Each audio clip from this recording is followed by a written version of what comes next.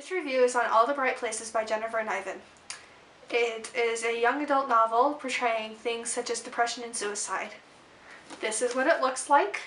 There are two characters that the story follows closely: Theodore Finch and Violet Markey. Finch's thoughts are consumed by death, and he goes through alternating episodes of being awake and being asleep. The story goes on from the last asleep day. Violet recently lost her sister to an accident and lives in a constant state of grief and counting down the days until graduation.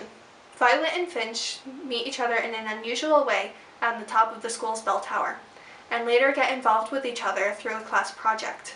The goal for this project is to explore Indiana's natural wonders.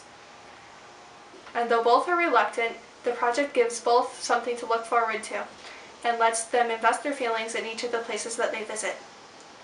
As time goes on and the characters get to know each other, Finch finds that he can be himself around her, and Violet starts to live her life in the present rather than waiting for the future to roll around.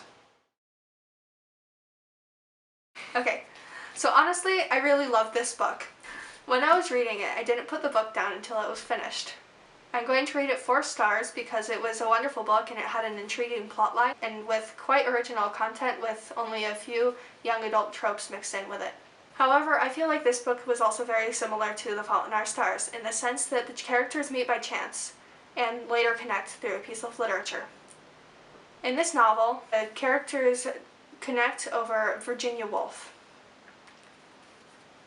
Also, both Finch and Violet suffer illnesses that lead to the eventual death of one of them.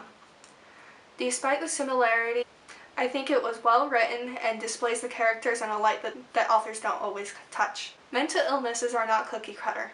They don't affect every person the same. This book felt like an emotional roller coaster for me. I felt a connection with Finch and Violet that I didn't really have with Hazel Grace and Augustus Waters, and I definitely cried a whole lot more when I read All These Bright Places. See you on the next episode of me validating my book buying addiction. Bye!